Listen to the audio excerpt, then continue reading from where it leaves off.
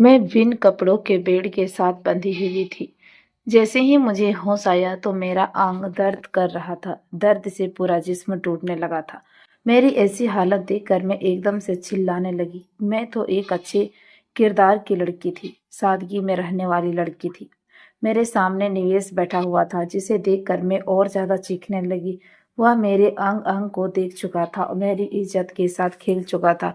वह यहाँ सोफे पर बैठे हुए सिगरेट का धुआं उड़ा रहा था। वह उठकर मेरे करीब आया और सिगरेट मेरे सीने पर मसलने लगा, जहां पर जलने की एक लकीर बन चुकी थी। देखो, तुम मेरे सामने क्यों ऐसे बिन कपड़ों के पड़ी हुई हो? तुम्हारा पूरा जिस्म बिना कपड़ों के मैं देख चुका हूँ। अब छुपाओ मेरी नजरों से अपने जिस्म को। तुम्हारी बेहोशी में मैंने तुम्हारी इज्जत लूटी है। अब चलो, तुम तैयार हो जाओ। अब तुम्हें पूरे होश हवास में बर्दाश्त करूंगा। तुम्हारे पूरे जिस्म को मैंने अपनी आंखों में बैठा लिया है। यह कहकर निवेश फिर से मेरे जिस्म पर लिपट गया। यह उस टाइम की बात है जब मैं उस वक्त अपने हालात पर बैठे आंसू बहा रही थी। मैं बार बार रोए जा रही थी। आज तो मैं पूरी तरह से बर्बाद हो चुकी थी। मेरा इस दुनिया में कोई नहीं था। मैं बिल्कुल अकेली हो गई थी। एक माँ थी, आज वह भी मुझसे दूर हो गई थी। अब तो मेरी आंखों में आंसू के सिवाय कुछ भी नहीं बचा था। मैं बिल्कुल इस दुनिया में तन्हा होकर रह गई थी। मेरे आगे पीछे कोई नहीं था। मैंने आज तक अपने रिश्तेदार को भी नहीं देखा था, ना नाना नानी दादा दादी, क्योंकि मेरे मम्मी ने अपने घर से भागकर शादी की थी और अपना जीवन बिता रहे थे। अब बस मेरी आंखों में वीरानी छाई हुई थी। वापस पलट कर घर जाने की जी नहीं कर रहा था। शमशान में बैठे अपनी माँ को अग्नि में जलते देखा। मेरे दिल मजबूत हुआ तो यह भगवान की तरफ से था। यह सृष्टि का लीला है। एक दिन तो सबको ही जाना है। आत्मा मेरी बहुत दुखी हो रही थी। मन तो कर रहा था कि माँ के साथ मैं भी चिता पर लेट जाऊं। आज तीसरा दिन हो चुका था, लेकिन मैं यहीं बैठे बैठे आज मेरी हिम्मत कर ली। अपनी आंखों से आंसू साफ किए और दिल ही दिल में कहे जा रही थी कि मुझे इस दुनिया से लड़ना है। मुझे बहुत बहादुर बनकर दिखाना होगा। अब मेरा सहारा इस दुनिया में कोई नहीं है। मेरी माँ मुझे दूर हो गई है। मेरे सर से ममता का साया उठ चुका था। मुझे अकेले ही सबसे मुकाबला करना होगा। मुझे हिम्मत करनी होगी। यह कहते हुए मैंने अपने आंखों के आंसू साफ किए और वहां से वापस अपने घर आ गई। मेरा घर भी बिल्कुल अकेला पड़ा हुआ था। मुझे खाने को दौड़ रहा था। अब मुझे उन सब से नहीं डरना था। मैंने अपनी मोबाइल उठाया, उसमें न्यूज़ देखने लगी ताकि मुझे कोई जॉब मिल सके। फिर मैंने अखबार उठाकर देखा तो उसमें मुझे एक नंबर मिला। वहां पर एक नौकरी की तारीख दी हुई थी। नंबर मिलते ही मैंने सोच लिया था कि मैं कल ही इंटरव्यू देने वहां जाऊंगी। अलमारी खोलकर मैंने अपनी भाभी आने की सभी डॉक्यूमेंट्स इकट्ठा की। मेरी आंखों से बार बार आंसू बह रहे थे। मैं उसे बार बार साफ करती। मैं आज आंसू साफ कर देना चाहती थी, क्योंकि दोबारा मुझे नहीं रोना था। मेरी आंखों में से आंसू नहीं निकलने चाहिए थे, क्योंकि मैं कमजोर बना नहीं रहना चाहती थी। एक गहरी सांस लेकर मैं अपने आंखों के आंसू साफ किए और अगले दिन नौकरी की तलाश के लिए घर से निकल चुकी थी। मेरी इंग्लिश बहुत अच्छी थी। मैं एक पूजा पाठ वाली धार्मिक लड़की थी। मैं बहुत संस्कारी थी। अपने कपड़ों का तो बहुत ज्यादा ध्यान रखती थी। मैंने अपना चेहरा छुपा लिया था। बस मजबूरी की वजह से मुझे घर से निकलना पड़ा था, क्योंकि इस भरी दुनिया में मैं बिल्कुल अकेली हो चुकी थी। मेरी माँ मुझसे दूर हो चुकी थी।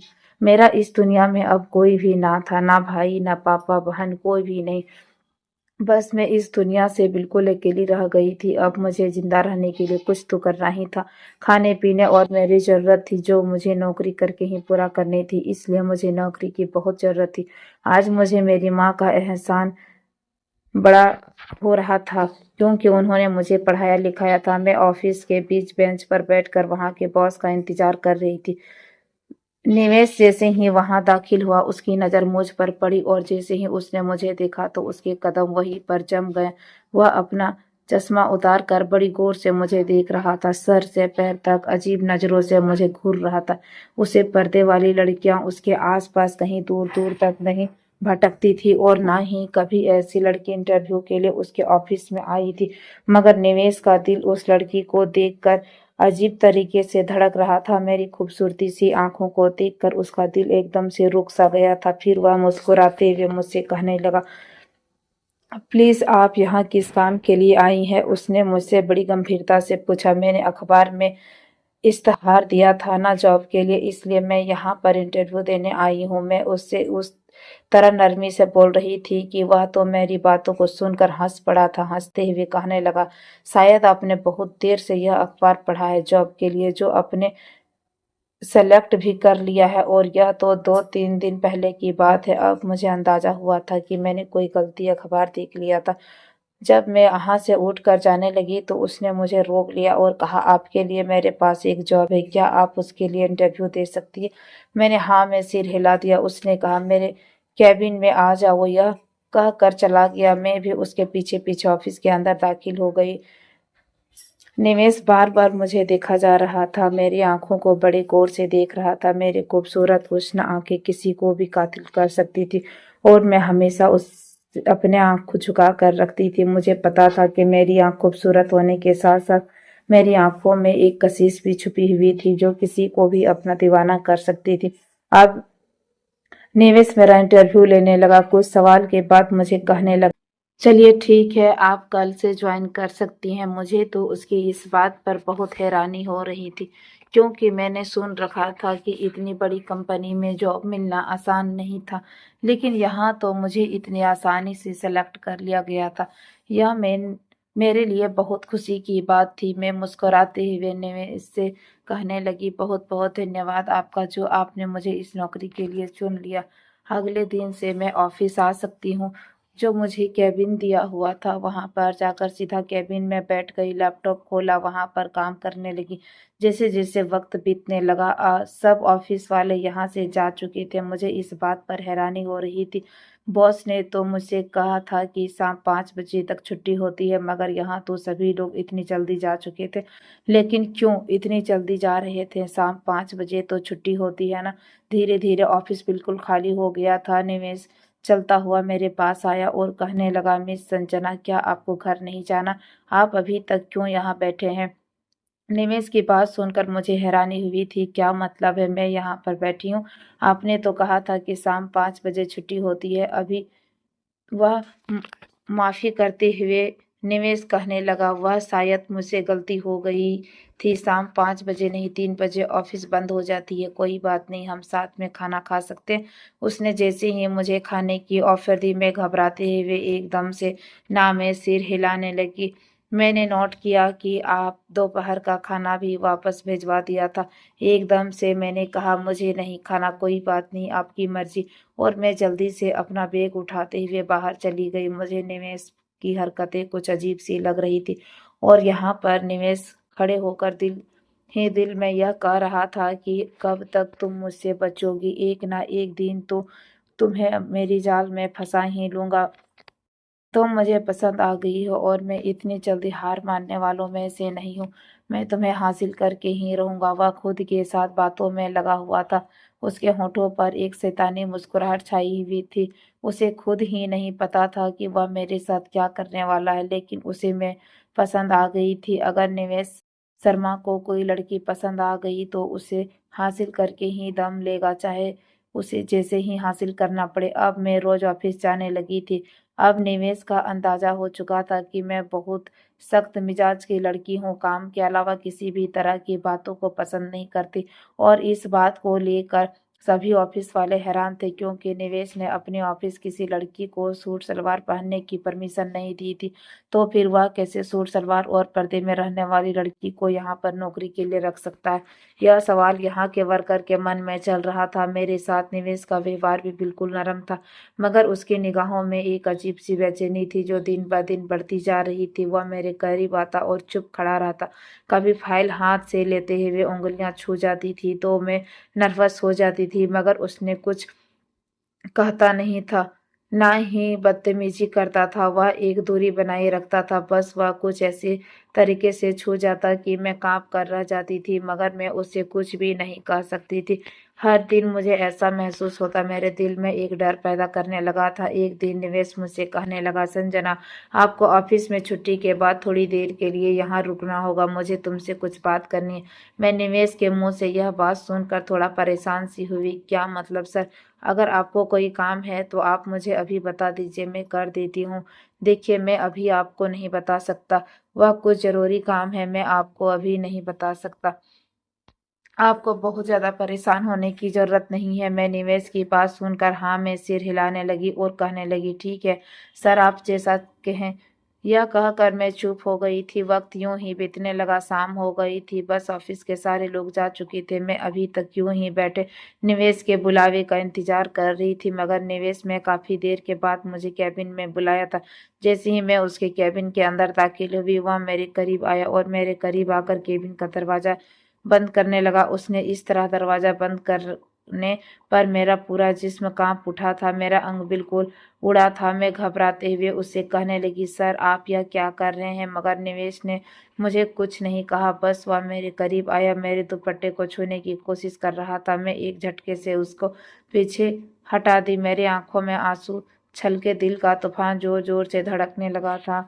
मैंने बिना कुछ सोचे समझे निवेश के मुंह पर तमाचा मार दिया था और दूर हटिए कहा, यह आप क्या कर रहे हैं मेरे साथ? मुझे यह नौकरी नहीं चाहिए। मैं नहीं करना चाहती यहाँ पर काम। आप जैसे घटिया इंसान के साथ मैं कभी काम नहीं कर सकती। यह कहकर मैं वहां से जाने ही वाली थी, तभी झटके से निवेश ने मेरे बाजू को पकड़ लिया और कहा, कहाँ जा रही हो मुझे छोड़कर? मैं आपको एहसास दिलाना चाहता हूँ, मैं आपको पसंद करता हूँ, और अगर मैं आपसे मोहब्बत करने लगा हूँ तो वह कुछ मोहब्बत भरे अंदाज में बोल रहा था, लेकिन मैंने तभी खींच कर वहां से अपने नफरत करती हूँ। मैं दोबारा आपके पास आना नहीं चाहूंगी।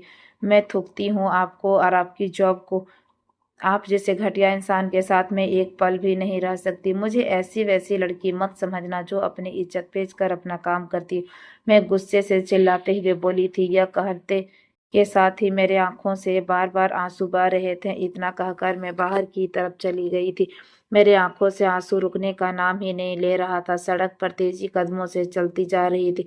अपनी आंखों से बहते आंसुओं को कंट्रोल करने लगी थी। मुझे लगता था कि शायद मेरा यह वहम है। निवेश ऐसी हरकत मेरे साथ नहीं कर सकता है, मगर निवेश ने आज पूरे इस तरह से मेरे साथ किया था, लेकिन आज उसने मुझे यकीन दिलाया था कि ऐसा ही घटिया इंसान है। फिर मैंने अपने घर पहुंचकर फूट फूट कर रोने लगी। अपने हाथों के प्यालों में अपना चेहरा छुपाकर बहुत रो रही थी और रोती रोती चीख कर कहने लगी, क्यों माँ, क्यों मुझे इस दुनिया से बिल्कुल अकेला छोड़कर चली गई हो? मेरा इस दुनिया में कौन है? आपके सिवा कोई भी तो नहीं। फिर क्यों मुझे बिल्कुल अकेला छोड़कर चली गई हो? क्या आपको मेरी रत्ती भर भी एहसास नहीं था? मैं कैसे इस बेरहम दुनिया के साथ जीऊंगी? मैं कैसे इन दरिंदों के साथ लड़ूंगी? मैं अपने आप को कैसे मजबूत बना पाऊंगी? मेरा इस दुनिया में तो कोई नहीं है जो मुझे हिम्मत दे सके। यह कहते हुए मैं बहुत रो रही थी। मुझे संभालने वाला भी कोई नहीं था। जब मैं बहुत छोटी थी, मेरे बचपन में पापा की मृत्यु हो गई थी। मेरे बचपन से ही मेरे रिश्तेदार को नहीं थे और मेरे दादा दादी को देखा भी नहीं था। माँ पापा की इकलौती ही औलाद थी। मेरे पापा की मृत्यु के बाद मैंने अपने माँ के साथ बड़ी मुश्किल से टाइम को गुजारा था, मगर भगवान के सिवा उसने किसी को भी पुकारा नहीं था। मैं जल्दी से अपने आंसू साफ करने लगी और खुद ही अपने आप को कहने लगी कि मैं बहादुर हूँ, मुझे कमजोर नहीं बनना। दरिंदों के सामने मुझे हिम्मत करके दिखानी होगी। मुझे इन सब से लड़ना होगा। मैं क्यों कमजोर पड़ूं? उनके सामने यही अपने आप को समझाते हुए मैं एक गहरी सांस ली। मैंने अब फैसला कर लिया था कि मुझे हिम्मत करनी होगी। अगले दिन फिर से सुबह अपनी फाइल उठाई और इंटरव्यू देने के लिए जा रही थी। सारा दिन जगह जगह पर इंटरव्यू देने के बाद मुझे कोई भी जॉब नहीं मिली। मैं अच्छी तरह से जानती थी कि मुझे इतनी आसानी से कोई नौकरी नहीं मिलेगी, क्योंकि यहाँ नौकरियां भी सिफारिश वालों को ही मिलती है। वैसे किसी को भी नौकरी नहीं मिलनी। कभी काफी टाइम के बाद शाम हो चुकी थी। अब यूं ही वक्त बीता जा रहा था। शाम से रात हो गई और सड़क पर यूं ही पैदल चलती जा रही थी। आसपास कोई टैक्सी भी नहीं मिल रही थी। पैदल चलते चलते अचानक मुझे महसूस हुआ कि कोई गाड़ी मेरे आसपास रुकी है। मेरे सामने एक गाड़ी आकर रुकी। दरवाजा खोला। मैंने एकदम से अपना दुपट्टा ठीक किया। मेरे सामने एक मास्क पहना लड़का मेरी तरफ देख रहा था, जो ना जाने कौन था, मगर उसके बाद किसी ने मेरे चेहरे पर रुमाल रखा, जिससे मैं बेहोश हो गई थी। मुझे कोई होश नहीं कि मैं नहीं जानती थी कि मुझे कहाँ ले जाया गया। कमरे में बिल्कुल अंधेरा था। सिर्फ एक माध्यम से लाइट जल रही थी। मेरा जिस्म एकदम से सुन्न पड़ा हुआ था। मेरी आंखें जैसे ही खुली, मेरे जिस्म में दर्द की टीसें उठने लगी थी। मैंने पूरे बदन में ऐसा महसूस हो रहा था जैसे किसी ने मुझे मार मार कर ना जाने क्या हाल कर दिया है। मुझे थोड़ा सा हिलने पर भी बड़ा मुश्किल हो रहा था। अचानक से मुझे एहसास हुआ कि मेरे साथ क्या हुआ है। और जैसे ही मुझे एहसास हुआ तो मैं चिल्लाने लगी और कहने लगी, कौन है, किसने मेरे साथ यह सब किया? जो कुछ भी तुमने मेरे साथ किया, भगवान तुम्हें कभी नहीं छोड़ेगा, उसकी तुम्हें सख्ती से सख्त सजा जरूर मिलेगी। मैं चिल्लाते हुए सब कह रही थी, चीख कर पूरा कमरा अपने सर पर उठा लिया था। जब कमरे का दरवाजा खुला, कमरे में भारी जूतों की आवाज गूंजने लगी। ऐसा लगा जैसे कमरे में कोई दाखिल हुआ है। पूरे कमरे में जोर जोर से हंसने की आवाज गुजरने लगी। उस आवाज को मैं कैसे भूल सकती थी? कितने दिनों से मैंने यह बार बार आवाज सुनी थी। जब पूरा कमरा लाइटों से उजाला हुआ, मैं हैरानी से सामने खड़े उस आदमी को देखने लगी। मैं एक महल में जैसे घर में मौजूद थी और मैं अपने जिस्म को छुपाना चाह रही थी, मगर मेरे हाथ तो बंधे हुए थे। मैं अपने आप को हिलाने की कोशिश कर रही थी, अपने आप को छुड़वाने की कोशिश कर रही थी कि छोड़ दो मुझे, कौन हो तुम? जलील घटिया इंसान, मुझे यहाँ क्यों लेकर आए हो? मैं बार बार चीख रही थी, चिल्ला रही थी, मगर वह आदमी मुस्कुराता हुआ मेरे करीब आया और मुझसे कहने लगा, क्या हुआ? खत्म हो गई तुम्हारी सारी अकड़, तुम्हारा घमंड, और रो रो कर तुम्हारा जी नहीं भरा? इतना घमंड था तुम्हें अपने हुस्न पर और अपनी इज्जत पर, अब तो वह भी बर्बाद हो गया। अब सब तुम एक मिट्टी में मिलकर रह गया है। और मेरे चेहरे को अपने हाथों से छूता हुआ बोला, लेकिन मैंने एकदम से अपना मुंह छुड़ा लिया। खबरदार, जो तुमने मुझे छूने की भी कोशिश की तो घटिया इंसान कहीं के, तुमने मेरे साथ क्या किया? मैं निवेश को देखकर चिल्लाने लगी। वह मुस्कुराते हुए कहने लगा, क्या हो गया मेरी जान, क्यों इतना ज्यादा चीख रही हो? अभी तो मैंने तुम्हारे साथ कुछ किया ही नहीं है। अभी तो मुझे तुम्हें बहुत ज्यादा मोहब्बत देनी है, तुम पर अभी सारी मोहब्बतें लुटानी है। मेरे होठों को अपनी उंगलियों से सहलाते हुए बोला था। मैं चिल्लाकर वहां छोड़कर भागने की कोशिश कर रही थी। मैं तुम्हारी इज्जत बेहोशी की हालत में लूटा हूँ, ऐसा निवेश कर रहा था, और तुम्हें आज मजा चखाऊंगा। मैं क्या कुछ कर सकता हूँ तुम्हारे साथ? तुमने मुझे ठुकराया था और तुमने मुझे थप्पड़ मारा था। तुम्हें नहीं पता कि उस दिन मैं ऑफिस में तुमसे क्या कहने वाला था। जैसा तुम्हारा घमंड से भरा दिमाग था, मैं वैसा कुछ भी नहीं करता, लेकिन तुमने मुझे थप्पड़ मार दिया और मेरा घमंड को ठेस पहुंचाई, जिसका बदला मैं तो अब तुमसे ले चुका था। मेरी जान, अब मैं तुमसे शादी करूंगा, क्योंकि मुझे बहुत तुम पसंद आ गई हो। तुम सच में एकदम अन हुई लड़की हो। मुझे बहुत टाइम लगा तुम्हें बर्बाद करने में। अब तो मैं तुम्हें किसी और का होता नहीं देख सकता। अब तुम्हें मुझसे किसी भी हाल में शादी करनी ही पड़ेगी। तुम सच में एक अच्छी किरदार की लड़की हो, और ऐसी लड़कियां बड़ी किस्मत से मिलती है। मेरे चेहरे को अपने हाथों से छूता बोल अगले ही पल वह मेरे होंठ को सहलाने लगा, मेरी गर्दन को देखने लगा जहां पर बहुत गहरा निशान बना हुआ था। बहुत जालिम होना, अब तुम्हारे होश में रहते हुए दिखाऊंगा जालिम किसे कहते हैं, और वह तुम बर्दाश्त नहीं कर सकोगी। यह कहते हुए मेरी गर्दन को धीरे धीरे चूमने लगा। निवेश के हाथ मेरे जिस्म पर रेंग रहे थे। उसकी ऐसी हरकत पर मेरे तन बदन में आग लग रहे थे। मैं अपने आप को छुड़वाने की बहुत कोशिश कर रही थी, उसके हाथों को झटकाने की कोशिश कर रही थी। उसका हाथ ऐसा लग रहा था जैसे मुझे किसी ने खोलते हुए आग में फेंक दिया हो। मुझे हाथ मत लगाओ प्लीज, मुझे घटिया इंसान, तुम एक अजनबी हो, तुम मुझे क्यों छू रहे हो? अब की बात मेरी आंखों में मोटे मोटे आंसू बहने लगे। अगर मैं इतनी ही घटिया आदमी था तो मेरे ऑफिस में जॉब करने क्यों आई थी? इतना मासूम बनने की क्या जरूरत थी? तुम जैसे मासूम के बारे में अच्छी तरह से जानता हूँ। यह कहता हुआ उसने जलती सिगरेट मेरे होठों से लगा दिया। मेरे होंठ जलने लगे। अब क्या ख्याल है मेरे बारे में? उसने मेरे हाथों और होठों को जलाकर फिर से वहां चुभने लगा। जैसे महसूस होगा, जब एक ऐसे आदमी प्यार तुम्हारे जिस्म पर पड़ेगा, तुम्हारे होश में रहते हुए भी।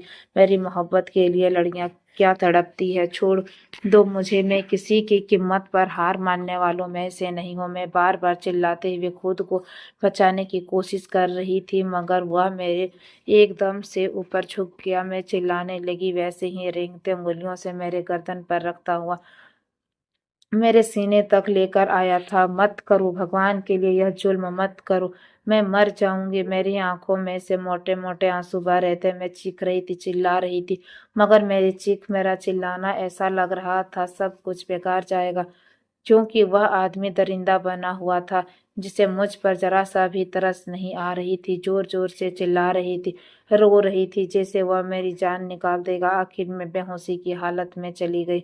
निवेश ने मुस्कुराते हुए मेरी तरफ देखा। मेरी जान, बहुत अफसोस हुआ, इतना बुरा हालत मैंने कर दी तुम्हारी, मगर क्या है ना कि तुम आराम से मेरी ज़िंदगी में शामिल हो जाती तो क्या हो जाता। तुम्हें तो अपनी ज़िंदगी में शामिल करने के लिए मुझे किसी से मदद भी नहीं लेनी पड़ती, ना तुम्हारे माँ बाप से, ना तुम्हारे पिता से।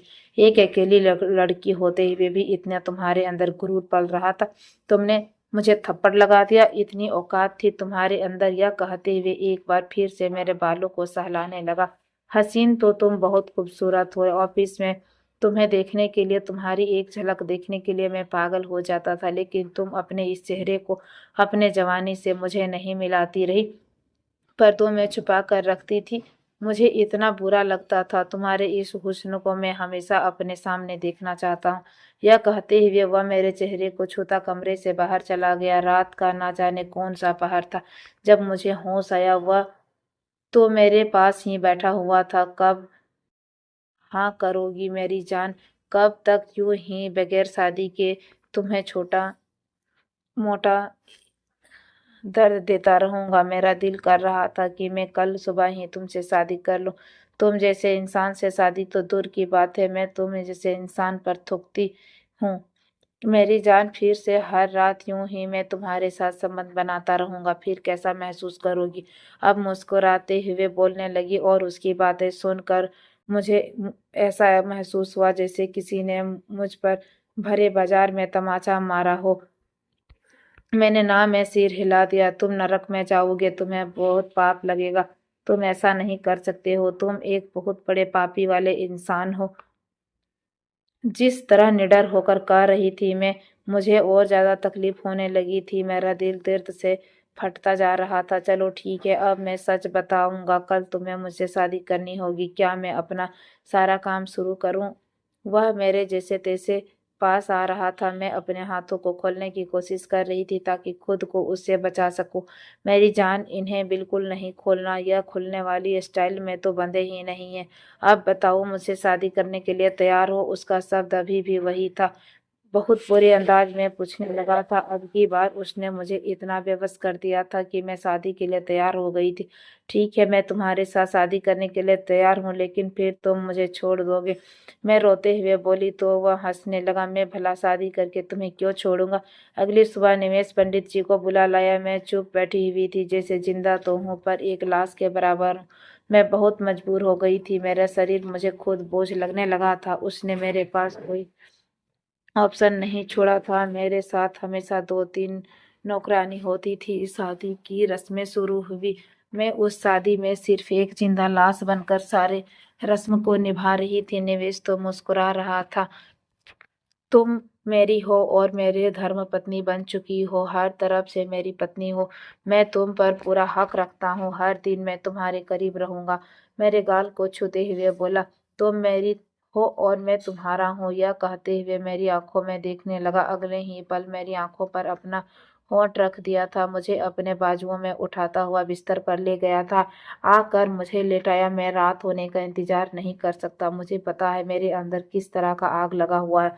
अब बुझने से भी नहीं बुझ सकता है। मैं बहुत से सबर इंसान हूँ। मैं जल्दी अपना हक लेने का तैयार रहता हूँ। मैं दूर रहना पसंद नहीं करता अपनी मनपसंद औरत से, तो बिल्कुल भी नहीं। यह कहते हुए मेरे ऊपर अपना पूरा वजन छोड़ दिया था। मैं अब हार गई थी। सब कुछ भगवान पर छोड़कर अपने आप को उसे सौंप दिया था। अपनी आंखें बंद किए लेटी हुई थी, कभी अपनी गर्दन पर तो कभी अपने होठों पर उसकी हैवानियत को महसूस करते। बेडशीट को हाथों से दबोचती लेटी थी। कमरे की लाइट बुझ चुकी थी। सिर्फ हल्का सा मेरे जिस्म पर रोशनी पड़ रहा था। एक तरफ से सिमटी हुई कांपती सांसों के साथ सोने की कोशिश कर रही थी। एक बार फिर से निवेश मेरे करीब आ गया। मैं पीछे हटने लगी। पेड़ के पास बनी हुई दीवार के पास जा लगी थी। मैं उसे रोकने की कोशिश करती रही थी। प्लीज, पहले मैं बहुत तकलीफ में हूँ, मैं रोते हुए बोली जा रही थी। वह रात मेरी बड़ी दर्द और परेशानी से बीती थी। सुबह मेरा चेहरा बिल्कुल बेरंग हो चुका था। नहाते खड़ी हुई तो खुद को शीशे में देखकर रोक दी। आंखों में नीलाहट, होठों पर चुप्पी, चेहरे पर हार नजर आ रही थी। ऐसा कैसे हो सकता है? मेरी जिंदगी में इतने आसानी से यह हैवान कैसे आ सकता है? उसने क्या हाल कर दिया है मेरा? अपने सूट को साइड पर करती हुई अपनी गर्दन पर बने हुए निशान देखती हुई रोने लगी। आंसू मेरी गर्दन पर बहने लगे। काफी टाइम के बाद मैं फ्रेश होकर बाहर आई। मेरा दिल तो नहीं कर रहा था कि मैं बाहर आऊं, मगर मैं एक कैद में बंद हो चुकी थी और मैं इस कैद में वह आदमी मुझे आज़ाद रखता था। आने की इस घर में मुझे हर जगह जाने की परमिशन थी, मगर इस घर से बाहर जा नहीं सकती थी। और यही कहता था कि तुम आज़ाद तो हो, लेकिन इस कैद की आज़ादी थी। सुबह वह नाश्ते की टेबल पर बैठा चुप्पी से अखबार पढ़ रहा था, जैसे कुछ हुआ ही ना हो। मैं धीमी से चलती हुई आई, मैं सामने आकर बैठ गई। चलो शाबाश मेरी जान, नाश्ता कर लो, अभी तुम्हें बहुत ज़्यादा ताकत की ज़रूरत है। नाश्ता नहीं करोगी तो तुम्हें कैसे पता चलेगा क्या हो जाएगा? कमज़ोरी पड़ जाओगी। अगर कमज़ोर पड़ जाओगी तो फिर मेरी मोहब्बत कैसे बर्दाश्त कर पाओगी? वह तो मेरे साथ इस तरह की बातें करके मुझे और शर्मिंदा कर रहा था। मुझे तो उसकी बातों से चिढ़ हो रही थी, लेकिन मैं मजबूर थी। उसके चुगल में फंस चुकी थी। मेरे इस दुनिया में कोई नहीं था। आज मैं इतनी बड़ी मुसीबत में फंस चुकी थी। निवेश मुझ पर अपनी मोहब्बतें लुटाता, हर दिन मुझसे अपना हक वसूल करता। मैं तो उसकी मोहब्बत सहन कर कर अब थक चुकी थी। हर रात मुझे उसकी परेशानी सहनी पड़ती थी। यूं ही कहूँ तो बीते जा रहे थे ये दिन। निवेश को मुझसे शादी किए हुए 3 महीने बीत चुके थे, लेकिन अब मेरी हालत काफी खराब हो चुकी थी। मुझे तो अब चक्कर से आ रहे थे। एक रात ऐसे ही निवेश मुझसे अपना हक वसूल कर रहा था कि मैं एकदम से बेहोश हो गई। डर के मारे उसने डॉक्टर को बुलाया और डॉक्टर मेरा चेकअप करने लगे। डॉक्टर ने निवेश से कहा, मुबारक हो, आपकी पत्नी माँ बनने वाली है। निवेश यह खबर सुनकर खुशी के मारे झूम उठा और जैसे ही मुझे होश आया तो उसने मुझसे अपने गले से लगा लिया और कहा, मैं आज बहुत खुश हूँ संजना, तुम मेरे बच्चे की माँ बनने वाली हो। लेकिन मैंने सुना था कि मेरे होश उड़ गए। क्या कहा तुमने? मैं माँ बनने वाली हूँ? मैं तुम्हारी घटिया खून को अपने कोख में नहीं पाल सकती। मैं तुम्हारे इस खराब खून को कभी भी जन्म नहीं दे सकती। मैं इस बच्चे को इस दुनिया में नहीं ला सकती, वह भी तुम्हारे ही तरह किसी लड़की की जिंदगी बर्बाद ना कर दे। इतना कहना था कि निवेश मुझे बाजू से पकड़कर झकझोर दिया। कहने लगा, तुम्हारी हिम्मत कैसी हुई मेरे बच्चे को घटिया खून कहने की? मैंने तुम्हारे साथ कोई जबरदस्ती नहीं की है। मैं तो तुमसे मोहब्बत करता हूँ। मैं तो तुम्हें देखते ही फैसला कर लिया था कि मैं तुम्हें अपनी पत्नी बनाऊंगा। मैं तुम्हारी पत्नी नहीं हूँ, तुमने मुझे जबरदस्ती अपनी पत्नी बनाया है। मैं तुम्हारा बच्चा पैदा नहीं करूंगी। यह कहते ही उसने मेरे मुंह पर एक जोरदार तमाचा मारा। मैं एकदम से बेड पर पड़ गई। फिर उसने मुझे तुरंत माफी मांगी और वहां से चला गया। अब मेरे पास आए उस 3 दिन हो चुके थे, लेकिन वह मेरे पास बिल्कुल भी नहीं आता था। मुझे अब थोड़ी सी कमजोरी हो रही थी। फिर मैंने खुद ही निवेश को कॉल की और कहा कि मेरी तबीयत ठीक नहीं लग रही है। यह सुना था कि निवेश जल्दी घर आ गया और मुझे अस्पताल ले गया। अब रोज निवेश घर तो आता था, लेकिन मेरे पास नहीं आता था। एक साथ खाना खाता था, मेरा बहुत ध्यान रखता था, मेरी हर जांच, मेरा हर काम सबसे पहले करता था। इसी तरह 6 महीने बीत गए। मेरे बच्चे के लिए उसने बहुत सारी शॉपिंग की थी। उसे दिन में मैं फिर से उसे कॉल किया। निवेश खुश हो गया और ऑफिस से जल्दी घर चला आया और मुझसे माफी मांगने लगा। अब मैंने भी कोई जवाब नहीं दिया और आज पूरे हक के साथ उसने गले लगा ली थी। मैं मानती हूँ कि निवेश मेरे साथ बहुत गलत किया था, लेकिन वह दिल का बहुत अच्छा है। इसलिए अब मैंने भी फैसला कर लिया था कि मैं अब उसके साथ अपनी खुशहाल जिंदगी बिताऊंगी। अब हम दोनों खुशी खुशी जिंदगी बिता रहे थे और भगवान ने एक चांद सी बेटी से मेरा कोख भर दिया था। मैं कुछ ही जुबान से निकलती तो निवेश तुरंत पूरा कर देता। उसके अपने किए की बहुत बार मुझसे माफी मांगी थी, मैंने भी उसे माफ कर दिया। मेरी बेटी पैदा होने की 2 महीने के बाद मेरी मर्जी से वह मेरे करीब आया। मैंने भी उसको अपना सब कुछ सौंप दिया था। आज हमारी सच में फर्स्ट नाइट थी और पहली बार वे निवेश के साथ उसके प्यार से बेहाल होकर उसका साथ दे रही थी। वह घड़ी घड़ी मुझसे पूछता था कि तुम ठीक हो। मुझे बिल्कुल फूलों की तरह टच कर रहा था। उसके चुंबन से और उसके हाथों के स्पर्श से मैं खुद बेहोश बेहाल हो गई थी। आज मुझे उसके साथ यह सब करके बहुत सुकून मिल रहा था। आज हम एक जिस्म दो जान हो चुके थे। निवेश तो मेरे साथ यह सब जबरदस्ती कितनी बार कर चुका था, लेकिन आज निवेश भी मुझे पाकर बहुत खुश था। चाहे दुनिया कुछ भी कहे, लेकिन प्यार तो दोनों तरफ से होना बहुत जरूरी है। संजना, मैं तुमसे जबरदस्ती करके बहुत गलत किया। कोई लड़की ऐसा कभी नहीं चाहेगी, लेकिन संजना मुझे अपने दिल से माफ कर देना। मैं बुरा इंसान नहीं हूँ, सिर्फ तुम्हें पाना चाहता था। मेरा आप लोगों से सवाल है दोस्तों कि क्या संजना ने मुझे माफ करके अच्छा किया या गलत? मैं बहुत शर्मिंदा हूँ और मेरी वीडियो जहाँ तक भी आप लोगों तक पहुँच रही है, प्लीज़ कमेंट में बताइएगा कि आपको ये स्टोरी कैसा लगा।